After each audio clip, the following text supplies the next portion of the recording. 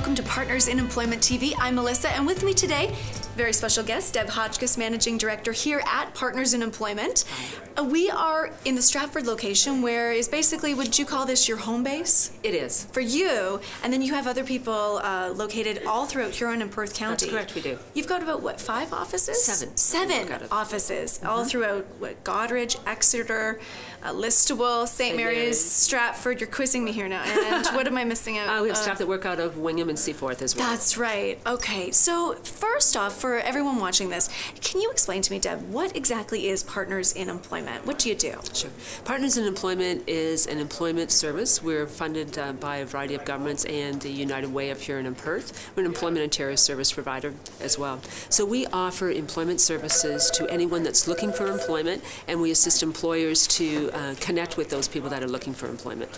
And one of the most interesting things that I learned recently from you actually was that it's not just people looking for work. You also do help employers hire as well. Yeah, we can advertise for employers. We can do some screening. If the employer is looking to hire someone that maybe doesn't have the skill set that they need and they'd like to access a training incentive, that's where we can offset some of the funding or the wages while the person is learning on the job. We can help employers with that kind of stuff as well. And I thought that was pretty amazing, because I don't know any other location that offers that service complimentary, like it's free of charge, because it's sponsored by the government, correct. Funded by the government. Like, to me, that's unbelievable. And I think a lot of people don't realize, do you find that? A lot of people don't realize that that service does exist? Yeah, I think the service has changed last summer. It used to be that there was a stream of employment services that were funded by the federal government and one that was funded by the provincial government. And last August, they amalgamated into one and formed Employment Ontario. So that's why there's maybe some changes now that we hadn't seen before. Another neat thing that I recently learned from you too, Deb, was all of the workshops that you do offer here at Partners in Employment. You've got a variety of different workshops and different subject matters. Absolutely, and they're open to the general public. You don't need to be unemployed or employed part-time. Those workshops are available to everyone. There's personality dimensions. There's generational differences in the workplace. There's the hidden job market, resume writing, interview skills, and mature worker. And we offer those on a regular basis. Just give us a call and we can register you to come in. So, and they really do focus on you know, a plethora of different subject matters, right? Absolutely. So like you said, whether it be you want to focus on resume writing, or you want to find the hidden job market, or personality dimensions. Like, people don't necessarily know a lot about the difference in personalities and how you can have those clashing sometimes. And often when people do the personality dimension workshop, they say, oh, I wish I'd done this 20 years ago. I wish I'd done this when I was a teenager, because it really helps you understand why you think the way you do and why others don't think the way you do. Well, it's so true too, because I want to show you. I just want you to follow me for a second here. We were just looking at this book, because I laughed a little bit here. It said, can I wear my nose ring to the interview? And you made a really good comment off camera moments ago saying, you know, it's okay to wear a nose ring, but sometimes you need to think about who's hiring you as well, right? What exactly their perception of this as well. So I think you cover a lot of that stuff in your workshops. The generational differences workshop, for sure. We talk a lot about that. And let's talk about generations for a moment then. So what age groups do you see walking through your doors? Is it every age group, or? Every age group. We usually, the youngest is about 15, and just most recently we assisted a man 77. So it is certainly a wide range of people that we work with. You know, we've had an interesting conversation about that generational gap, and you told me this story once about a frog. Absolutely. Do you want to elaborate here as well today? So in our workplace right now, we consider that there's 4 age groups in it. There's the traditionalists, the baby boomers, the Gen Xers, and the millennium. The traditionalists are those people who were affected by war. Everything that they did in their childhood had a war resemblance. They're the people that got an orange in their sock for Christmas.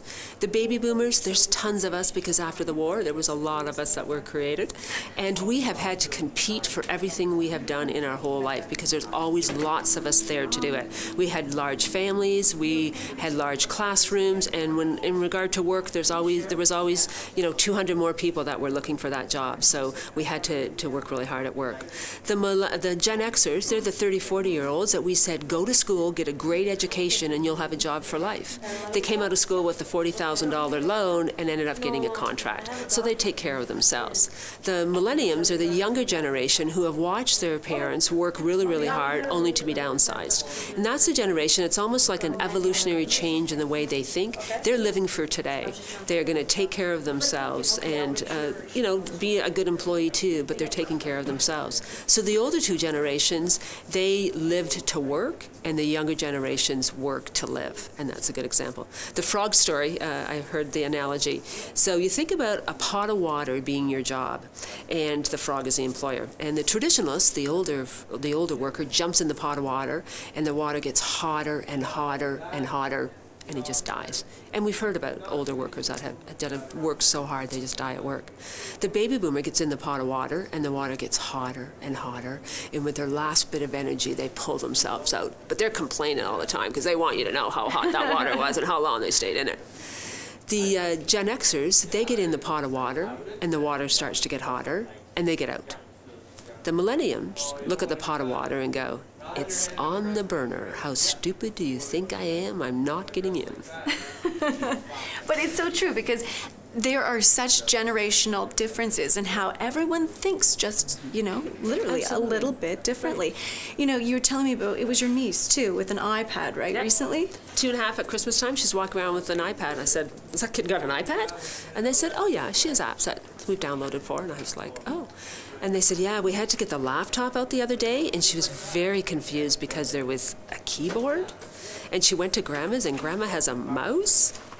And what is a mouse? So, it's not even the desktop, not even the laptop, but that younger generation it's all going to be touchscreen. Exactly. Yep, the cell phones, the smart technology, smartphones. So you can see at a rapid rate how technology is really changing. And absolutely.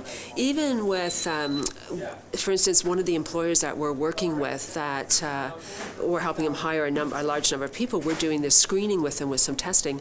And the younger generation that can't do simple multiplication because they've never had to do it in their heads, right? They've always got a calculator or their cell phone that day. None of the chalkboard writing when I was a kid, Exactly. 12 times 12, 144. Yeah, none of that anymore. No, you don't have to remember how to do it. You need to remember how to go and get it. That's so true. To access it with one other thing I wanted to point out to everyone today, something that I also recently learned from you too, is that you have worked with well over 3,000 different businesses, hiring and helping. Mm-hmm. You have there is that hidden job market, and something that I would really encourage and recommend that you do is, if you're looking for a job and they're not necessarily hiring, well, what do you recommend? If there is some place that you think that you would want to work, send them a resume, because the majority of employers do not advertise publicly. They will go to their existing resume file and see what's there. They'll go and talk to their existing employees and say, "Who do you know?" It's even said that employers will go to their competition before they'll advertise publicly. For instance, if an employer was to advertise on the job bank, which people from all over the world can access, he could get hundreds of resumes, and very few of them really what he's looking for. So it's just much easier for an employer to access people that by word of mouth. And it's so true, and I think that's why the internet is, social media has really taken that next step, because it's word of mouth or word of mouse. You can get your information out there, you can search at a very rapid rate, but you're also finding the right people. It's not just finding anyone, it's finding the right people too. And that's what you do so well here at Partners in Employment also, is that if an employer is perhaps looking to hire, that you'll take that pool of candidates and narrow it down, and it doesn't cost them anything either. Absolutely. It's not unusual nowadays to get an email directly from the website. I'll receive it on the weekend from an employer saying, I have 3 opportunities I'd like to get filled next week. Can you help me out? Yeah, and you know what you said, receive it on the weekend, and she does check her emails on the weekend, because I've gotten emails back and forth from her. Yeah, but maybe we'll give you the weekend off once in a while, right? Yeah. Anything else you want to mention? I mean, you have so much to share and to explore here. I really recommend that everyone just come into your local Partners in Employment, check them out at partnersinemployment.on.ca, located in Huron and Perth County. Anything else we should add? Just if you are interested in retraining, now is an ideal time to look at that. Come on in and we can see you need to be both eligible and suitable for a second career, but we'd be more than willing to sit down and help figure that out with you, because it's a great time right now to go back. The government of Ontario has committed to having the best educated workforce in North America, and they're putting some funding behind that to make that happen. Well, thank you so much, Deb. They have such a great team here at Partners in Employment. Do check them out again. All of their locations, 7 of them in Huron and Perth County, partnersInemployment.on.ca.